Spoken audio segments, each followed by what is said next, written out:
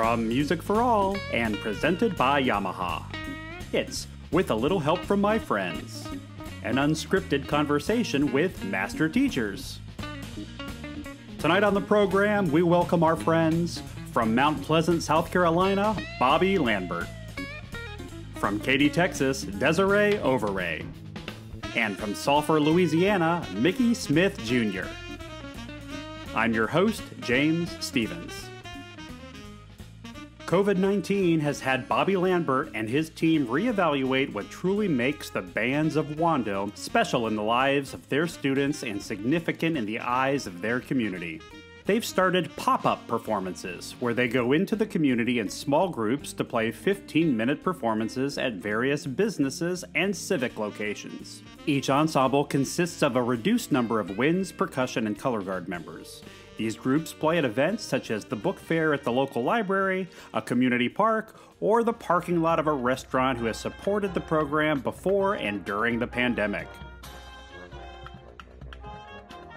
The students have enjoyed putting together a very different kind of show, and the community has loved getting to see these kids up close, though physically distanced. The bands of Wando hope this community engagement will reach potential members, current fans, and future supporters. Desiree Overree, Director of Orchestras at Seven Lakes High School in Katy, Texas, is busier than ever, planning for, organizing, and producing content for both in-person learning models and synchronous classes. Last spring, the shift to remote learning allowed Seven Lakes to restructure their curriculum to cover what students really wanted to study, including the music of John Williams on May 4th, the unofficial Star Wars Day.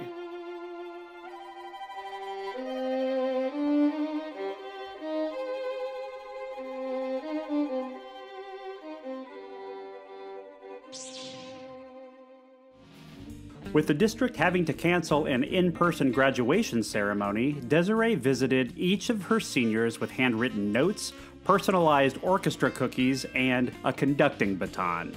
Continued remote learning this fall has prevented the Seven Lakes ensembles from gathering together. All 6 ensembles are currently working towards a virtual performance that will be hosted as a drive-in concert, complete with pull-through snack bar and performance recording bingo, with squares like Dad walks in during recording.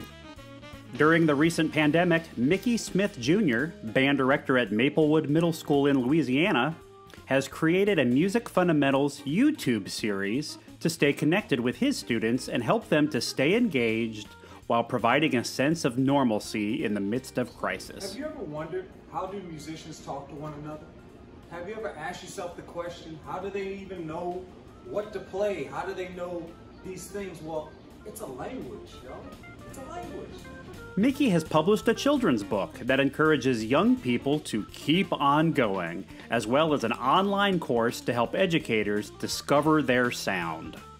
I ain't got no fame. Mickey has also embarked on his Keep On Going tour, sharing his music and message with colleges, administrators, teachers, and students from over 30 states and 5 countries, all via Zoom. A scene, so the children that I teach would know what life really means. We never had a ton of money, but we always had enough. We always had exactly what we need. Oh, oh, people told me that I should just leave. Please welcome my friends Bobby Lambert, Desiree Overree, and Mickey Smith Jr. We're back. Good evening to all our friends in music, and welcome to Music for All's With a Little Help from My Friends, presented by Yamaha. I'm James Stevens, and thank you for choosing to join us tonight. It is a strange world right now, but what would you do if I sang out of tune? These friends would not stand up and walk out on me. No, they're going to help us get by, all of us, tonight and tomorrow and in the future. So settle in, because you're in a real treat tonight with friends of our profession. So before we go to the phones, we like to take a look at some of the questions that were submitted earlier online through our website. And the first one here comes to us from Tom in Ohio with this question. Has the disruption of last spring negatively affected your current enrollment? And if so, how are you handling it going forward? So, Mickey, can we start with you? I don't know. Does the world know this? Is this your second day of school? My second first day of school. I don't know if I'll ever get to say that again. So the second first day, it's crazy. It's been a wild journey. Hurricanes and everything else have stopped us, but we finally got to kick this thing off called the school year. So no, that's wild. So can you talk to us a little bit about just, your enrollment from the spring being, impacted and just because of the hurricanes, but just the craziness in your neck of the woods? How are things going in that area? Yeah, so we first off, thanks for having us. I mean, this is really cool to talk to somebody. Being a middle school band director, it's always a pleasure to talk to someone over the age of 12. Like that's always a plus in the course of a day. But seriously, I'm very fortunate. The school I'm at, we've grown the program over the last few years, and we now encompass about half the school population. It's a small school, so about 150 or so are in the band program out of, like I said, a little over 300. Well, we knew a lot of folks were affected by the storms, having had evacuated, buildings and houses being destroyed. We knew we were going to take a hit, even with COVID, some parents having some trepidation.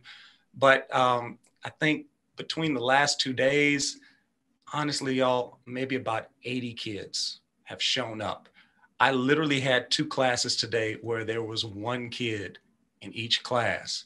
And at the same time, I get emails daily from students. Mr. Smith, I'm in such and such Texas. Our house got destroyed, but we're coming back. Mr. Smith, we're living in an RV. We're in Arkansas, but save me a spot in the band. And I'm like, of course, you try to calm their fears about getting back to that sense of normalcy. But I have to say, it was a little disheartening today to look out there at times and see all the chairs, but only maybe 1 or 2 people in it. So no, I completely cannot fathom that. And so what is that conversation with that one child today like, Well, our word for today was patience. And I explained to them that, honestly, I don't like this. I don't like living like this. I told them I don't like being socially distant. And I tell them normally when I'm teaching, I'm all in your business. I'm like, I'm really close and I'm right near them and I'm right next to them. And you can see them kind of smiling behind the mask because they know that is how we operate, that, I'm in the trenches with them and we're learning together. And I said, I can't do that. So I said, it's going to be kind of odd. In the past, you'd ask Mr. Smith a question and he knew an answer, or he knew a way. He was like, let's do this, or what's happening next. I could tell you what's happening next and the thing after that and the thing after that. I said, but something strange is happening. I said, Mr. Smith doesn't have those answers maybe that you're expecting. And Mr. Smith may even look a little uncomfortable at times teaching. I said, but it's okay, because now I understand to some degree maybe how you feel as a kid in that math class or that science class where things really aren't coming together well in your mind. I said, so I'm going to continue to make sure that I'm patient with you. And then I invited them to be patient with me. And I asked us to have a positive outlook. And I told them, I said, when I look at this room and it's got 1 person in it, now I see a private lesson opportunity. And I said, now you get free private lessons now. Every day you come in and just try to make the best of it. And you know what? He wasn't supposed to do it, but the little boy that was the only one in the class, he came up to me afterwards and gave me a hug.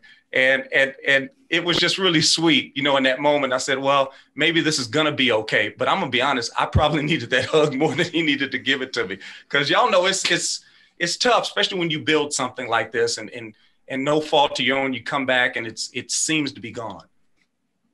So the word of the day, patience, or the week, or perhaps the year. No, that Mickey, more on that as we dig into some other questions for sure. So Bobby, South Carolina, Wando, Mount Pleasant, what's happening in terms of enrollment, and has that affected the spring? Has that affected your enrollment numbers?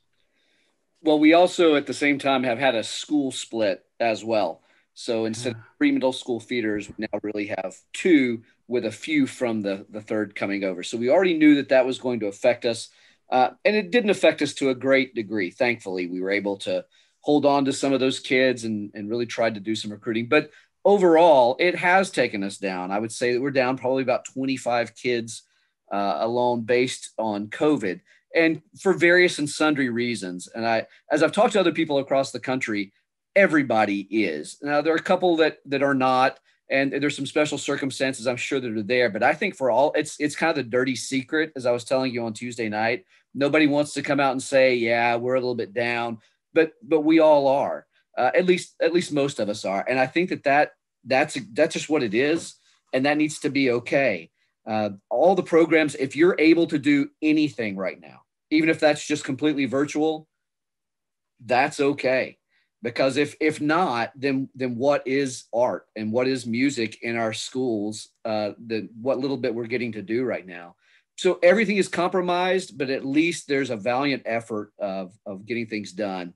I would tell you what it's allowed us to do is to kind of look inward a little bit more. I think that we're probably a little bit more cohesive group than we've ever been. We're having to really rely on each other, those pop-up performances. I mean, that group that you just saw, my tuba player was a freshman. And for any of you who've had a pep band out somewhere before, you know that tuba part had better be on point or else you're in trouble. And so I was a little worried the night before, and I talked to a couple other kids. You think he's going to be okay? Yeah, he's going to be great. And he knocked it out. And that was maybe the best moment he's had in band since we started this back in July. So all that to say that, and later on, I know we're going to talk about some silver linings, but it has affected us. It's affected everybody. The numbers are lower, and we're going to have to really work, I think, over the next 4 to 6 years to bring the numbers back up to what we were seeing pre-COVID. So no, Desiree, Des, as we usually refer to you, Bobby and Mickey both kind of they don't sound too panicked about their numbers in terms of just, making the best of what they have and being pretty patient with it. How are you doing? Well, we have a medium to large size program, about 240 kids, but and that was in August. But by the time we really rolled around, we actually lost about 10 to 15% of our program because they were not interested in doing virtual school. Most of our students, we figured out very, very early that a lot of our students were going to choose the virtual option over the in-person option. And when I polled my student officers, 100% of my student officers were choosing virtual. And so when we figured that out, we figured, well, that's going to be a big shift. And so we started out the school year with 82% of our students in what we call it KBA. And like Mickey was saying, my varsity group, which normally has 40 kids in it, my varsity, there were 3 children in that class, and that's the top group. And so we definitely lost some students, and maybe they'll come back. We're not sure. So we hope that to get them back. It's just something different that we're having to deal with this school year. Well, and I think every educator, especially the large ensembles, they take, you take it really seriously or beat themselves up or take it personally, I guess is what I'm trying to say when you lose kids, if hey, Mr. Lambert, I'm not doing band anymore, Miss Overree, Mr. Smith, not going to do orchestra, not going to do choir. But now, I mean, what I'm hearing you say, Des, is you've got kids who there's a completely different reason right now, which is this is not orchestra, right? And this is not band. Like, this is not what I was signing up to do, right? Yeah, I think all of us experienced what I call emergency learning. I mean, the whole country shut down in March and everybody shut down. And so we were not equipped, honestly, to figure out what to do and how to move forward and such. We were just told, well, you're going to teach school once we come back. And in emergency learning, we pretty much took out the performance element of it. And we just shifted it onto what the kids wanted to learn. And so we're just like, okay, what do you want to learn? This is our opportunity to do so. And so everything went a little bit more academic. or just kind of fun related as opposed to performance based. And a lot of our students assumed that this school year would be the same, just a repeat of emergency learning where there wouldn't be as much performance. And I think that was, it was an assumption, but we went a different route instead.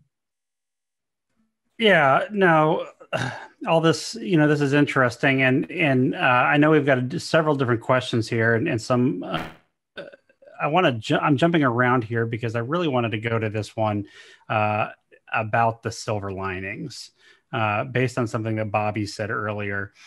So this one comes to us from Connor in Indiana that just simply asks, what silver linings are you finding during these challenging times? So Bobby, since you kind of alluded to that, let me get you first here on this one.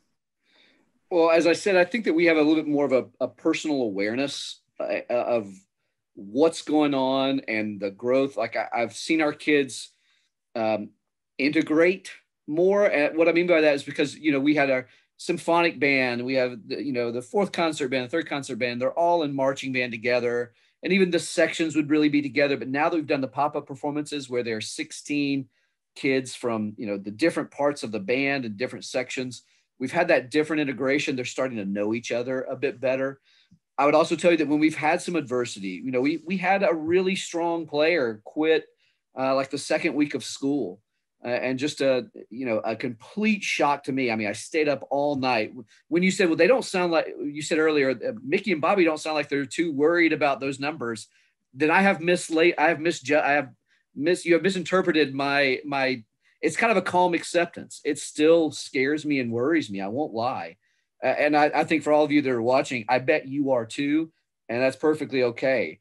But there is a calm acceptance of like, okay, well, this is what it is today. And this is what we do. To go back to the original story, when that student quit, I saw our kids, especially the people in that section, just completely form a stronger bond around each other of like, okay, we never thought that could happen. And if it can happen there, it could happen to somebody else. And so we've got to really wrap each other up and make sure that we do this right. And so that was a little bit of silver lining that was there. The value of togetherness. I think if you ask what our kids were most excited about in this year, they would have told you several performances. Now that we don't necessarily have that, it's different. Like our dress up contests, like we last week had the 90s dress up, which I didn't think the kids were going to like, but they completely went all out. We had all kinds of crazy things that were there, like intense Nirvana outfits. We had just awesome things. They're having more fun being together. And the last thing I would say is, we laugh a lot more. If I'm really honest with you, we laugh more. We've been able to kind of, we added choreography to some of our pep band pieces. And when I'm out there saying, yeah, you got to move your hips more, I was sort of like, oh gosh, I may get sued because I'm saying this. Just things that I never thought that I was going to say. And even the kids were like, are you okay? Like you don't normally talk about our hips. That's not usually your thing. You're talking about lowering the third of the chord. So we've gotten to laugh a lot more. And I think just valuing the ability to make music together for whatever purpose has been good. Because I would say, I think that we were starting to shift a little bit more to where we were performing or for whom than what we were performing and why. So I do like that we're shifting back over to that. Well, and I will always underscore the fact that laughter is the best medicine, though I don't know that it will necessarily cure tuberculosis, but it is that thing where we need laughter, and Bobby, thank you for actually setting me straight on that. I didn't mean to make it sound like you and Mickey are saying the numbers are, you're okay with them, but I like your word, that you used, calm acceptance. You're not there are people that I've been talking to that are just so amped up by the numbers being what they are, and it's like, okay, you gotta be in the present, though, I think is what I'm hearing from you, and I'm hearing from Mickey. And Mickey, I want to pivot to you next on just that silver lining thing. I mean, man, you're talking to me earlier that you're putting on a new roof because of hurricanes damage, and day of school was today, and you have a couple classes with one kid.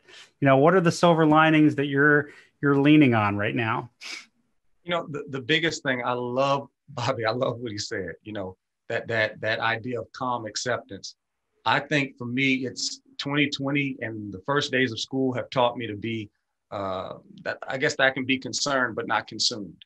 So like with me, I'm concerned about it, but I'm not so consumed that I'm losing sight of what I was put there for. Because at the end of the day, if it was just about information, they could Google it. If it was just about finding a particular sound or music, they could literally search that. Search engine could help them find it. So for me, it's just a reminder that when I sit down with them and in these first days with no instruments, I ask them point blank, why are you back here again? You know, what was the motivator for coming back? And I'm gonna be honest with y'all, everything they named had very little to do with music. It had everything to do with the experience. And I would even challenge folks that are listening today, think about your favorite teacher. And if you have to, close your eyes and just think about that individual. When they pop into your mind's eye, you didn't think about what they taught more than the way they made you feel. And I think for the first time now, we don't have this drive to these performances. We don't have this push to meet these deadlines. We can actually get in the business of teaching. And for me, I think teaching in this season is going to have to be more about reaching. And some of the kids put things like being inspired and, you know, finding out what I'm capable of. That's powerful to me. And I think for a lot of us, we may have to reconstitute our thinking that we don't teach music, but we use music to teach. And we use music to change these kids' lives. So I'm using that as the silver lining, you know, conceptually or instructionally. You know, when I have that hodgepodge group, a couple of kids brought up, they were like, Mr. Smith, you know, my older brother, when he was in the band, y'all had improv, y'all worked on the jazz. And I got away from that a little bit just because of the scheduling and the way the numbers were. And, you know, we're limited a lot of times by our schedules. So I'm looking at it now and I'm like, why not? You know, there's backing tracks, there's different things I can do. Let me provide them that experience to use jazz as a way to discover, you know, those intricacies of theory that maybe you wouldn't get to with hot cross buns or Mary Had a Little Lamb or whatever. So that's the way I'm taking it. Like you said, I love it. A calm acceptance. I'm concerned, but I'm not consumed. Now that's I like how both of you how you phrased that. Now, Des, I do want to get to this next question with you first, but do want to give the opportunity on the silver lining piece if you have some thoughts. I'll be honest. This year, finding those silver linings have been really hard. I know that personally, I've gotten better at technology, and so people that know me well know that when I touch something, it usually catches on fire. And so I'm one of those people. And so I've gotten like a lot better at technology to where even the kids are kind of sort of impressed by it, that I'll be able to redirect them and such. But one of the things that I've become a little bit more conscientious about is making sure that we're paying attention to our students' opinions, needs, et cetera, and just kind of refocusing on SEL, whether it's just breathing exercises, making sure that they're calm, that they're in the right mindset, that they're ready to learn. And so we take a little bit more time to prep in the mornings. We stall a little bit at the beginning. I'm doing things that I never did before. Usually in my classroom, it's bell to bell business all the way through and such. And now the first thing that is happening is we have a playlist, and it's a quarantine playlist. And we've made a game out of it. And so some of the tunes will be dated beyond where the kids would know about it, but it's kind of like a name that tune. It's a race for kids to try and name that tune or the artist or something along those lines. And we award, it's kind of like the whose line is it anyway? We award points, they don't matter. But it's just like we kind of incentivize something stupid. We do a lot of stupid stuff now, just to make it a little bit lighter. And I know that like one of our dorky, like it was like 6 weeks number one, and I was having a bad day, and I was like, guys, I'm just not going to finish teaching today, and so we're gonna play a game. And I have this lesson plan, one of those backup lesson plans. composer or pasta. And so the kids have to basically guess whether it's a composer or a pasta. And we learned something. And so it's just like, it's kind of all a little goofy. And so, I'll change my background every single day. And so the kids try and either guess the movie or it's a meme of some sort. I mean, the first day of school, I knew it was going to be a dumpster fire. So we had me on, and I think, what is it called? The Tiger King? I've never actually seen the show, but the background was Tiger King. And I was, and it was just, it might as well be what it is. It's the calm acceptance of, well, this is what we got. Now, more so with Zoom, I actually love Zoom. I know that sounds really weird, but I can zoom in on the camera on bullholes and such. And I couldn't do that before because our classes are quite large, and moving through our room, it's like a minefield. It's just a minefield, and we just don't move as much throughout our room. And now, especially with our younger classes, I can use that Zoom camera to demonstrate a little bit. Well, this is what it should look like, and this is what it should look like, and I'll see every kid checking out their hand and looking at my screen and just like, okay, pin my video and let's make sure that it matches exactly, et cetera, et cetera. And so the technology integration specifically with Zoom has been kind of helpful, and it's been a good thing. So there you go. Well, and that's an interesting, I've heard somebody recently say, where would we be? How would we be, accomplishing the things if we didn't have this technology, if we were, back 20 years ago or more.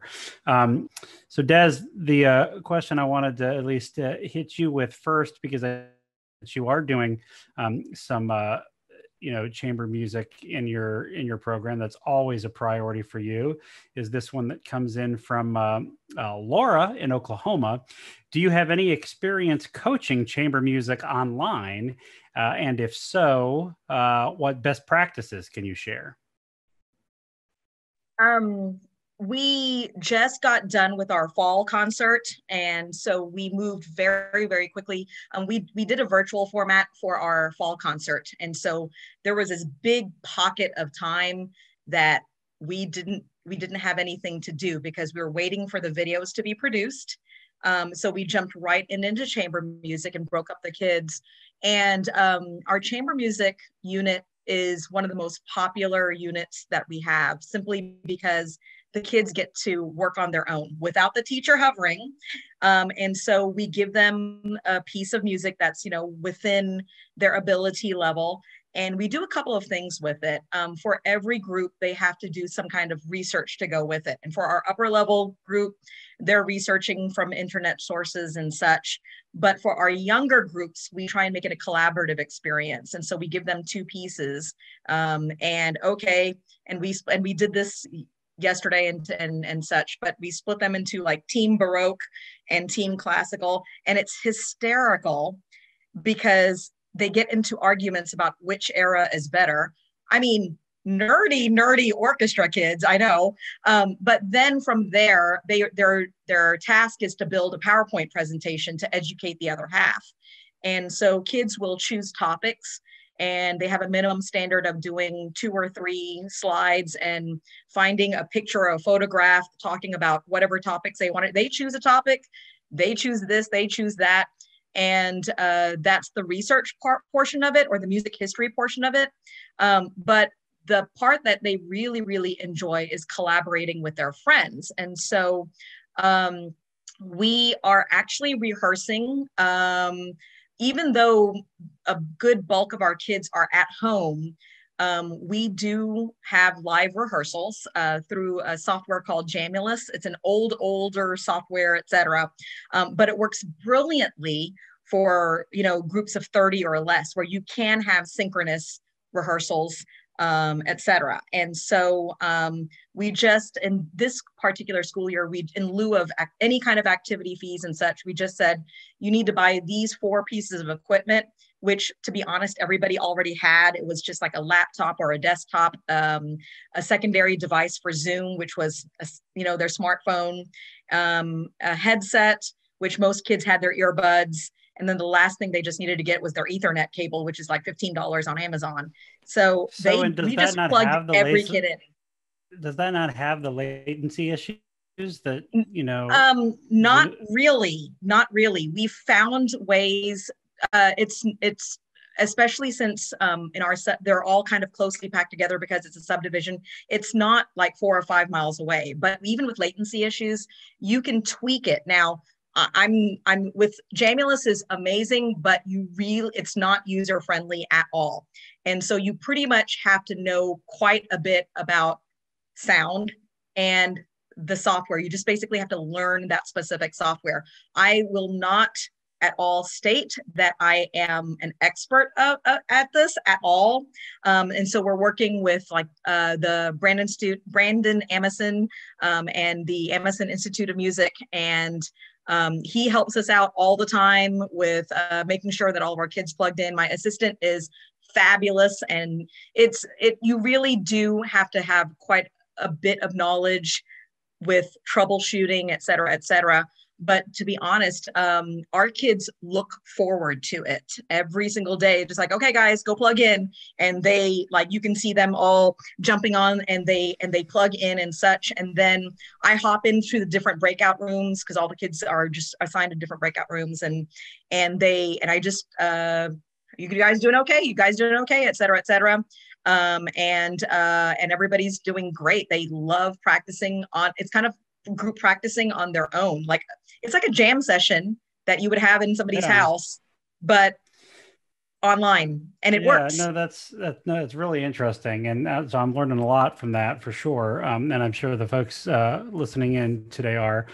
So Mickey, I know that, you've got this wonderful platform, this product, Sound 180 Educators is part of your sphere. But how does that, is there a touch point there as it relates to chamber music or online coaching? Yeah, we've shared and collaborated on finding ways people are navigating this.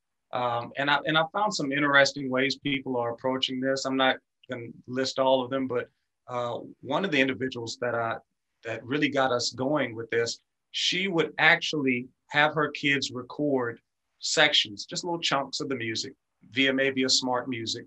And what they would do is, after they were recorded, they set it to the beats per minute and all the parameters, so it's all unified and all that good stuff. They would send it to her, and maybe she'd get it in a Google Jump Drive, and she would dump them into her GarageBand or Personas or whatever type of software she was using, and it actually created a track. Now, of course, it's less than perfect, but what it did was it provided them some semblance of what that rehearsal would have normally felt like, that class would have normally felt like.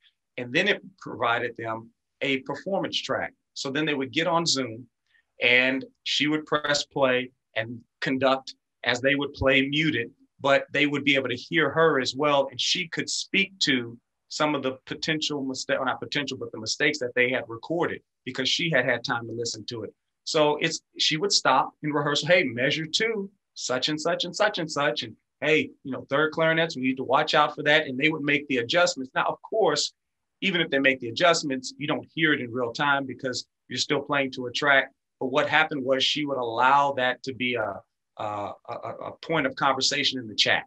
Like the third clarinets would talk amongst themselves, like that Saturday Night Live skit, talk amongst yourselves. And they would discuss it, what their solution would be. And then she would make pointed remarks to them in the chat. She could send it privately for those kids that may be a little bit more embarrassed. She found that there were so many unexpected outcomes from doing this. And then what it did was it gave kids an opportunity to go back and listen to their performance or their rehearsal more critically. So now when they go back, they're like, oh my goodness, I did make that mistake. I hear it. Because when you're in the picture, you don't always see the frame. You don't always understand what you're doing when you're the performer. And they would do this. I can't remember how often they would do it, but maybe maybe every week they would record, after they give them the assignments. And she not only heard the progress, but like a tree that you cut down where you see the rings for growth, they actually had this legacy, I guess you'd call it, song. You could go back and say, hey, 2 weeks ago, guys, you sounded like this. Look at the marked improvement. Or 2 weeks ago, we were better. And now we seem to be falling in this area. And she found that it made her remarks more profound. And it wasn't just, oh, this is her opinion. This is like fact, because, tape doesn't lie, so to speak, like they used to say. Now, Mickey, so, leaning on these resources, the technology and what you're just saying, and Des, prior to that is, there's some of these seasoned educators out there who are just scared to death. They don't, they avoid technology as the, like the plague, and they're just, how do we help them along? I mean, I know some cases of folks who were at the retirement age and just said, I can't do it. I'm out. I would have hung in there longer. But I know my limitations. Like how can we help those folks that are great educators in the before times, but are just struggling right now? On Sound 180, one of the things I share with the group is we're better together when we band together, right? And it wasn't until I said it a couple of times, I was like, oh, okay, band. I didn't even think about that. But the truth of the matter is we're an ensemble, I guess is a better way of saying it. And I find so many times when I talk to educators, we forget that when we teach at a high level, it's an art form. Just like an instrument in the hands of a master, it creates a sound that either resonates or repels. So the fact of the matter is, if we understand that we all have a sound, it's not a competition, it's a collaborative. The same thing we teach our kids when they're in ensemble, that you need to be able to hear the sound of someone else more than you hear your own sound. And that, again, flutes aren't in competition with tubas, right? Like we work together. So when we do Sound 180, when we have these opportunities, it's not just a community, but it's an opportunity for us to share our wins, our losses, our testimonies. So for those individuals that are struggling, I would say this is not the time to isolate. This is the time to congregate and come together, because the answers are always in the room. But like the song says, I want to be in the room when it happens, right? If you're not in the room, then it's not going to happen. So I would encourage people just to find those individuals and get close to them and understand you don't have to have all the answers. You just got to answer the call and be there for someone. I am one of those old educators that did not want to go this route, but that is what we decided to do. And like, I just had to force myself to learn. And the really, really cool thing is that you can empower your students to kind of take the lead on it. And those kids that are like way more tech savvy, you just kind of like redirect to them, and those kids become just empowered to be able to lead those kids in a different way. Maybe they're not the best players, but they certainly understand the technology a little bit better, and such. And like Mickey was saying, just leaning on your colleagues. I mean, what's the title of this thing? Little Help with My Friends, right? And so that's how we get through everything.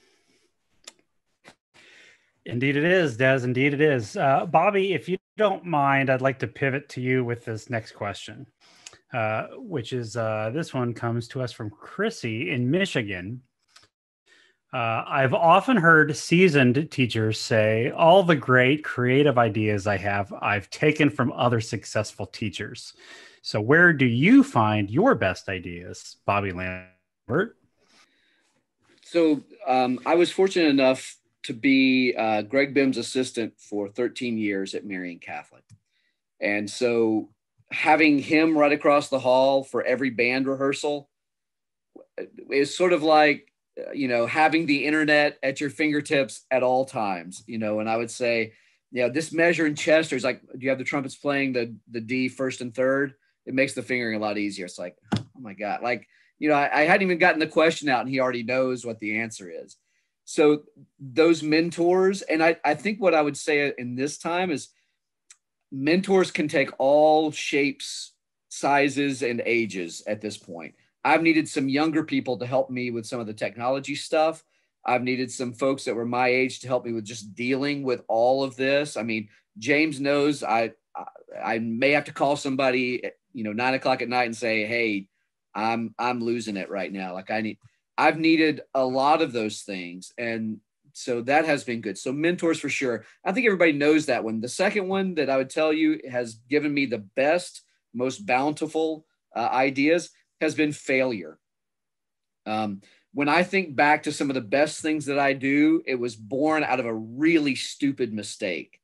Like, for example, I remember my second year at Marion, Greg had the top band, and all of them had to participate in solo and ensemble.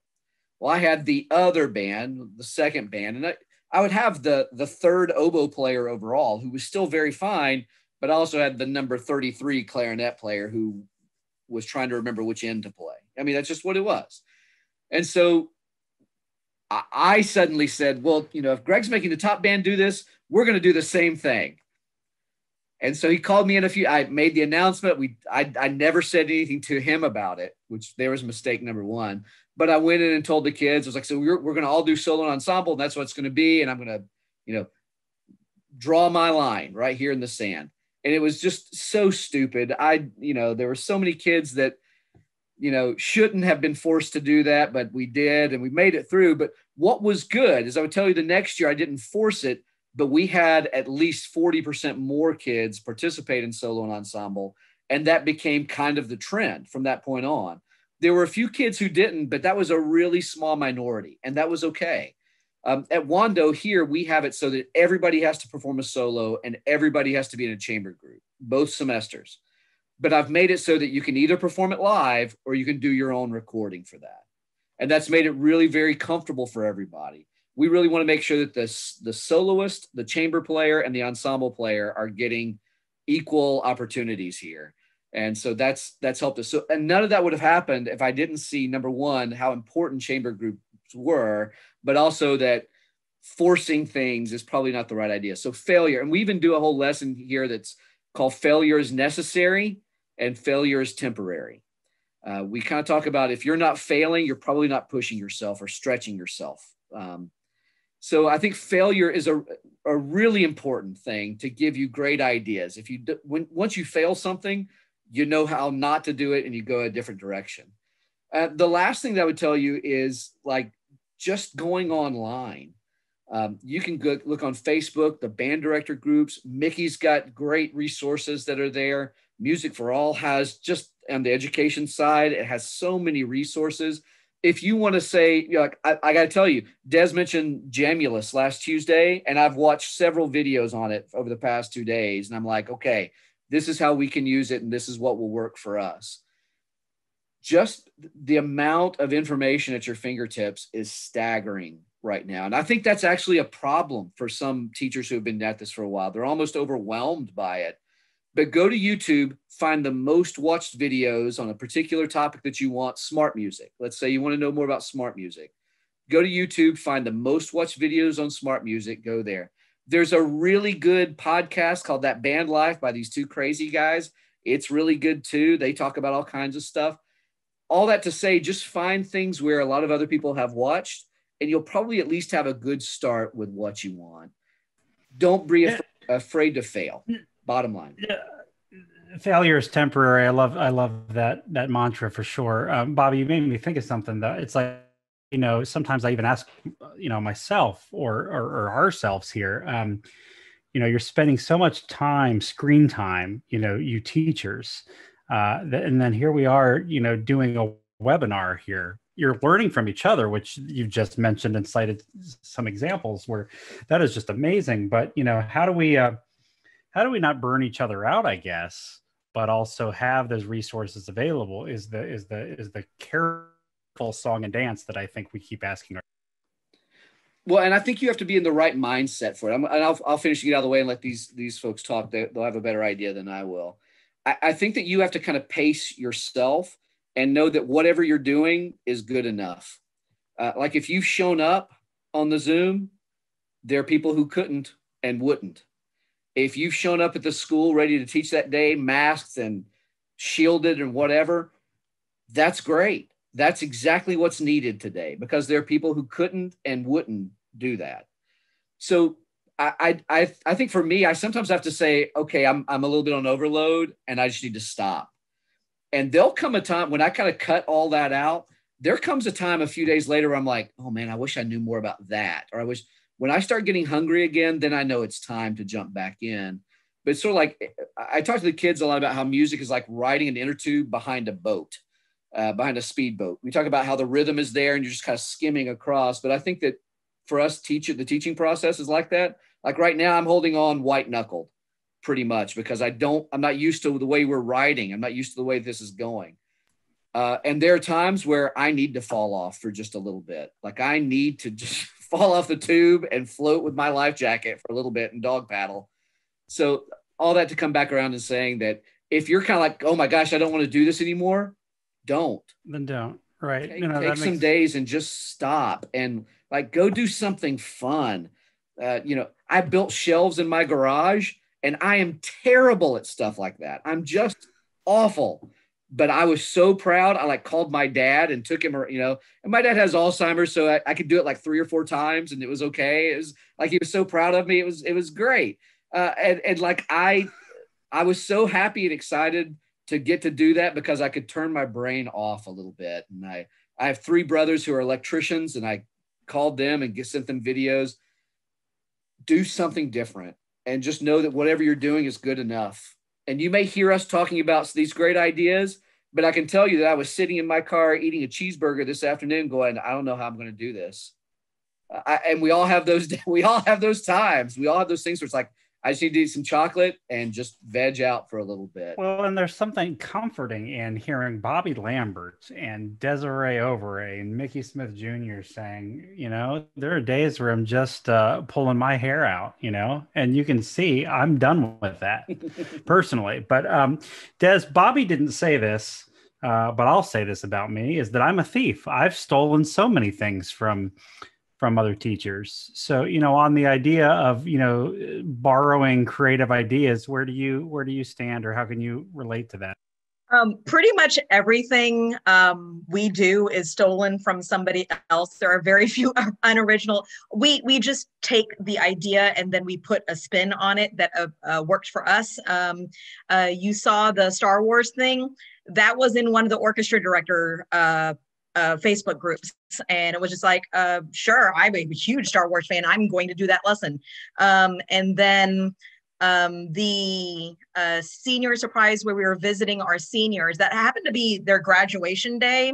And like everything was canceled, just everything was canceled. And I was just like, no, that will not happen on my watch. It was one of those moments that you're just like, not on my watch. And so we just decided to go visit them that was stolen from the amazing Julie Blackstock and at Liberty High School in Frisco. And so it's like everything is the drive-through concerts. I stole that from the churches. They're having all these drive-through services and everything. And I'm driving by going, we can do that, And so all you have to do is just look at that idea and see how does it work for your program, and whether you take a little smidge of it or whether you take this amazing program and then make it better and make it your own. You just have to do, like Bobby said, what fits for your kids, for yourself, for your comfort level. And then there you go. I mean, my personality is mostly like, I'm just going to laugh at everything. And so composer of pasta, also stolen, and that's pretty much what I think that's what great teaching is to build on the others' foundations and others' ideas. Yeah, well, and I see Mickey, I see you smiling, I see you nodding, and man, you have no shortage of just great content and ideas. It looks like are just percolating constantly, as your YouTube series for your kids that we just saw a little piece of, so where do you stand on just this grabbing these ideas and making them your own, I guess?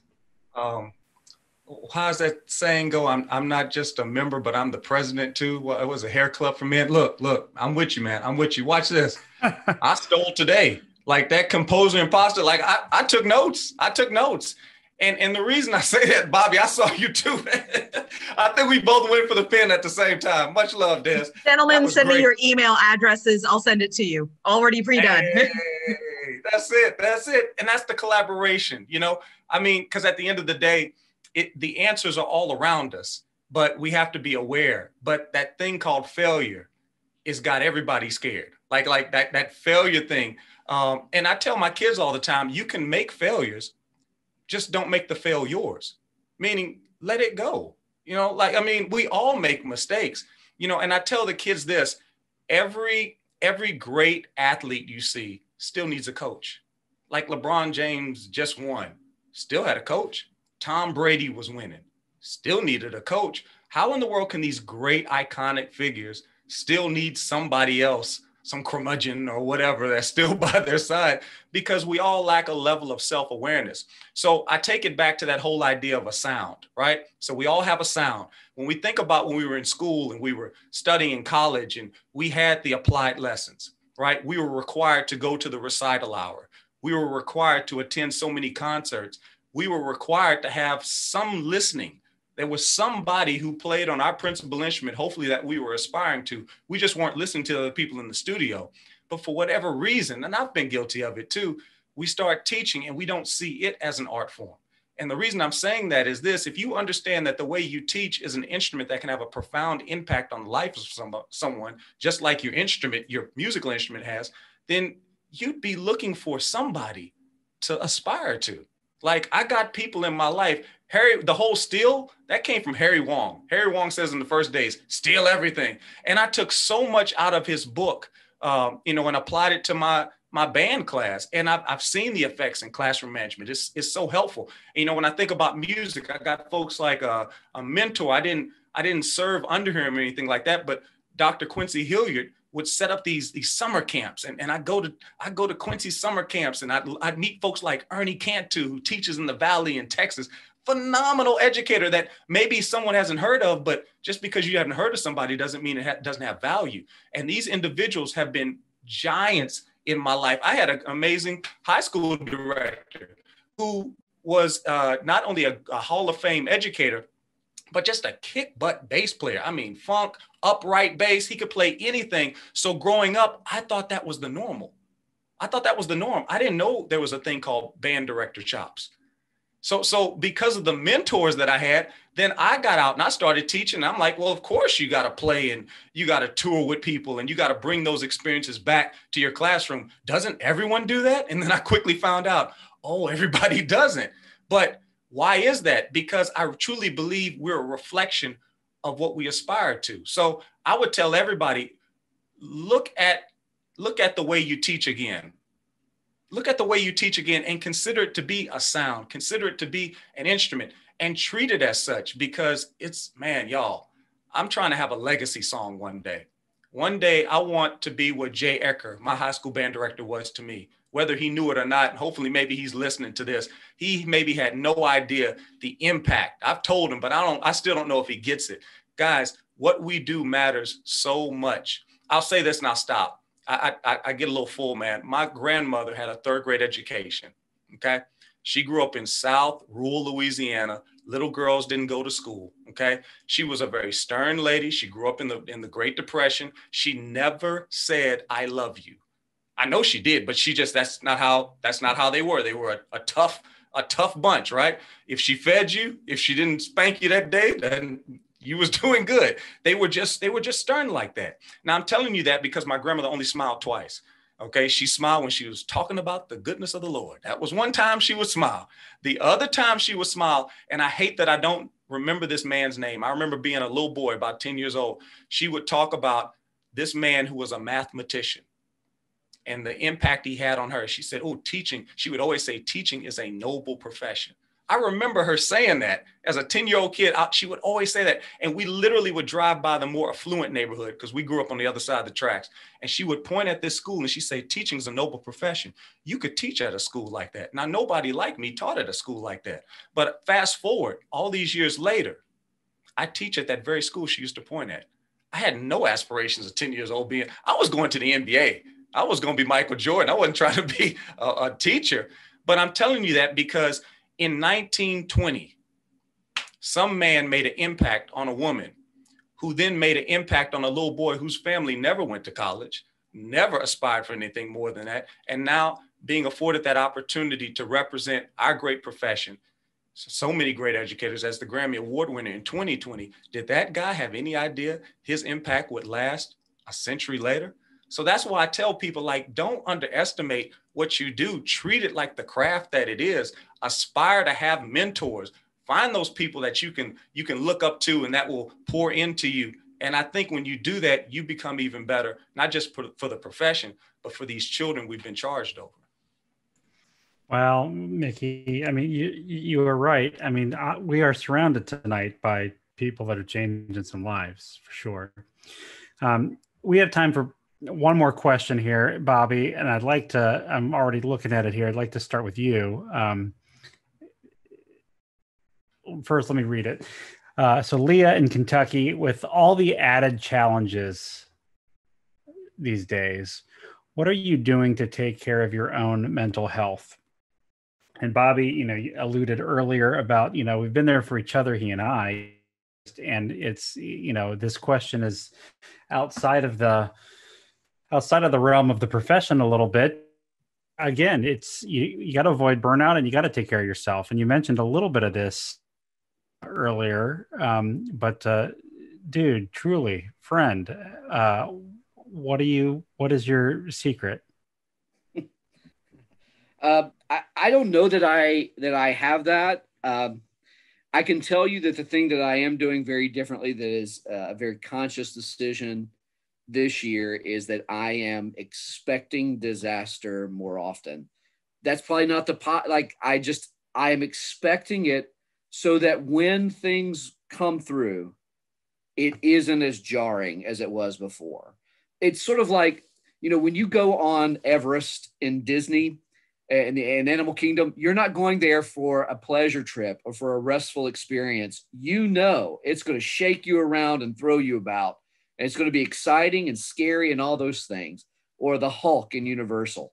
Like when you get strapped in, my stomach is just, up and top, because I know that this is going to be exciting and thrilling and scary and make me sick probably. That's kind of how I'm approaching a lot of this. Like, this is going to be rough. And I know that, but I'm surrounded by, Lainey and Jeff here at Wando with me, Michael Gray, Tim Cole, like all of our staff, Justin Clarkson, like they're just sort of like, let's roll up our sleeves and let's do it. So I'm thankful to have those people with me. We talk a lot more about how to keep the kids in good spirits. It used to be, how do we get this F concert in tune more? Right. Hey guys, we had a rough rehearsal with them last time. What can we do this time that's a little bit more fun? How can we do this?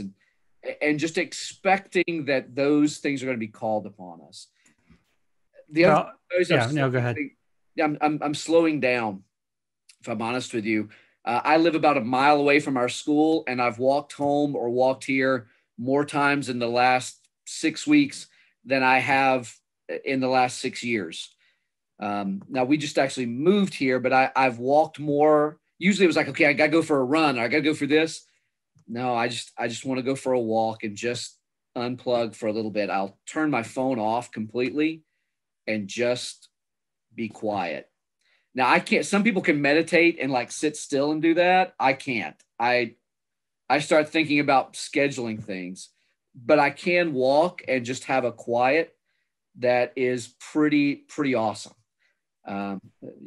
Prayer, meditation, whatever you want to call it there.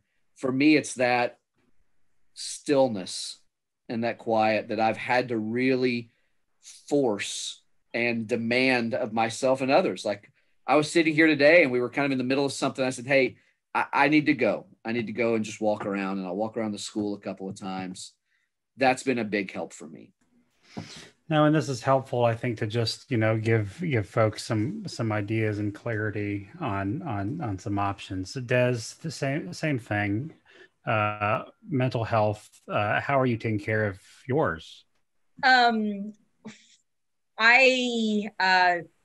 I was recently diagnosed with ADHD as an adult. Okay, and here we are in this program nationwide. I'm telling you guys that, and especially when we went into the emergency learning, I realized that there's basically no boundaries because work and home were the same. And normally I do all of my work at work, get it done there. And when I come home, I become a vegetable and I'm watching television, I'm in my pajamas, and that's how I decompress. But it is not that way in emergency learning. And I've kind of adapted a mantra of one day at a time, one thing at a time. Just get that one thing done because all of it's going to be there. You still have to get it done. And just kind of keeping that focus of just doing that one thing. I know that all of us have to kind of, most of us are artists in some way, whether we're performers or whether we're poets or something along those lines. We have a need to create. My outlet is scrapbooking with my sister. And so I do, you just have to find your passion and jump in to do that. So I've been doing those two things. Don't get me wrong, I'm not neglecting my students or anything like that. I don't think any of us are neglecting our students anymore, but I would definitely say that Bobby had mentioned taking more time. Definitely that's a priority, is just taking more time to decompress and just compartmentalize, just moving things over and say that can wait until tomorrow. I'll just one day, one thing. Well, that the scrapbooking with your sister, Bobby going on walks, or as you mentioned earlier, just building, which was not really ever in his area of expertise before, but to just find those things, I'm finding it interesting just to hear how people are taking care of themselves. So Mickey, same question for you. Is just a lot going on in your neck of the woods, man. How are you taking care of Mickey? Finding joy in the silence and the small. That's what I'm focusing on. And from a music standpoint, we talked about how we all have a sound. We all have that unique personal significance that we bring. But it's amazing in music, in a traditional sense, we accept that there's notes and that there's rest, that there's sound and there's silence. But in our everyday actions, in our sound, our walk, our talk, there's no rest. And musically, that would offend us as listeners, as if we didn't phrase properly, if we didn't adhere to that appropriate amount of rest and its duration, we would admonish the children, so to speak. But I think it's important that we take that time to take the time, and taking the time means going back and finding value in the thing that you find value in. Doesn't matter what somebody else says. The profession may not applaud this, but this is about me in this season. For example, as a kid, I lived in a neighborhood where they closed our school. So they had to bus us maybe about 10 miles to another school. And I always was, I'm gonna be honest, I was a little jealous because I would bus by these kids that were riding their bikes and walking their bikes to school. They lived in their own neighborhoods. And I'm like, man, I really wish I could ride my bike to school. Well, be honest with you, I'm a grown man now, but you know what I do? I'm like Bobby, I ride my bike to school, and some people like, why does he ride his bike? Because that was something I wanted as a kid, and it's not hurting anybody, and it's fulfilling to me. So today I looked up and I saw some stars I never saw before. And maybe, hopefully, it keeps me in a little bit of a shape. I mean, it's not that long of a bike ride, but at least it's some type of activity, and it's calming to me. The sound and the silence are important. And I think sometimes it's with loss that we realize what's significant. Full transparency, last year, I wished for 2020. I was like, man, because 2019 was horrible. I lost my brother. I lost my mentor. I lost my friend. I lost my cousin, who inspired me to go for the Grammy Award, she was the only reason I did it again for the whatever time. But she didn't live to see me win it. But I choose to believe she did see it in her own way. After that, I lost my aunt. I lost that cousin's mother. And I had a cousin who was murdered, all in 1 year. I remember thinking to myself, I'll be so glad when 2019 is over, if I can just get to 2020. And now we're here. which is a reminder, like sometimes you got to be careful. Sometimes the moment that you're in is the moment that you're in, and take advantage of it. Because in a moment, heartbreak can turn to hope. But if you're pushing too fast, you'll miss what you got in the moment. So I'm really not, and I'm sorry, I got all worked up. I'm really not talking at anybody. I guess I'm reminding myself, we really need to take stock in where we are right now. And you know what? Maybe 2020 is a rest. Like maybe that's why everybody in the world got sent to timeout. Like, when in human history has everybody been sent to their room? There must be a reason for this. So when we send our kids to timeout, when we send them to timeout, we want them to learn a lesson. I'm trying to learn the lesson. And the lesson is in the silence. And it's in those small things. And somebody asked me this, and I'll quit with this. I'm seeing this picture in my mind. A kid came in and asked me one day, what's the most important thing in my office? And I sat and I looked and I saw all these, different artifacts. We all got stuff. Maybe you got the degree on the wall or some kind of commendation. Of course, I got graduation invitations and baby dedication, all these different things that students have given.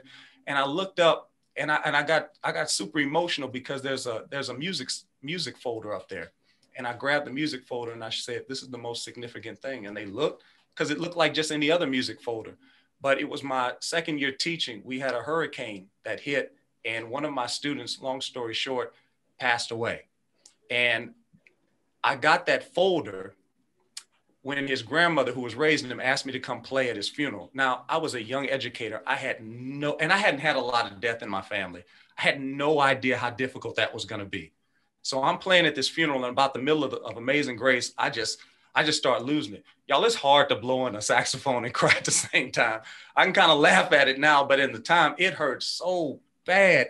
I guess the fullness of it just hit me in that moment. And I didn't want people to see me crying. So I ran to the back, and she found me, and she spoke some things to me. I'm not going to share everything, but basically she was saying that the last thing he did was play his baritone before he passed away, because there was an accident that happened after the hurricanes. She said he would always come get his baritone. And we called it the B-tone because I was trying to make it cool for him. He wasn't the greatest baritone player in the world. He was never even first chair. She said, but every day she asked what happened at school today. She said, all he would talk about is Mr. Smith. And she spoke to me about how meaningful it was to know that in his short life, he had some joy, and it came at the hands of the band. So she gave me this folder. She said, I want you to have this. And I keep that folder, especially on those days when, look, we're all human. We're just humanity on display. I don't feel it every day. None of us do. So when I walk in that office, I look up and I see that folder, and it reminds me what we're really here for. It's not about the music. It's not about the subject matter. It's about showing those kids that they matter. And every day, that little simple thing, a folder that looks like any other folder in the world, means everything to me. And I think if we all look a little deeper, we'll find that thing that has meaning, and we'll find it's not really the big stuff. It's just the small things done well, stacked on top of each other over time, that make the most significant difference. So I just challenge everybody today to go look for the joy in the small and in the silent. And when you find that, then you find your sound. Thank you. Thank you. Thank you. Our mission at Music for All is to create, provide, and expand positively life-changing experiences through music for all. We hope to be a catalyst to ensure that every child across America has access and opportunity to active music making in his or her scholastic environment. I truly want to thank our friends this evening, Bobby Lambert, Desiree Overree, and Mickey Smith Jr. As always, the grandest of standing ovations goes to Music for All's national presenting sponsor, our dear friends at the Yamaha Corporation of America. Yamaha does support you, and that is evidenced through their work through the Yamaha Educator Suite. So please become familiar with that resource by visiting the Yamaha Educator Suite at the web address listed in our credits. And as before we say goodnight, it's important for me now to mention, probably more than ever, that these uncertain times continue to impact Music for All, and we are extremely grateful for the donations gifted to our nonprofit organization. If you enjoyed tonight's program, and so that we may continue to provide free educational resources, please consider a gift to Music for All at any amount. Your contribution allows us to serve our mission with future education programming like this webinar. So please visit us online at the web address listed in our credits to see how you can support Music for All. And finally, join us on Saturday, November 14th for All Together Now, a live pledge event benefiting Music for All's educational programming. This live stream event will feature some pretty special segments, including past BOA champion performances, celebrity appearances, awards presentations, and more. The Altogether event will stream live on Saturday, November 14th from 6 to 9 p.m. Eastern. Visit musicforall.org for more information. Ladies and gentlemen, thank you for spending time with us tonight and for being a friend. For Music for All, I'm James Stevens. Good night and have a pleasant tomorrow.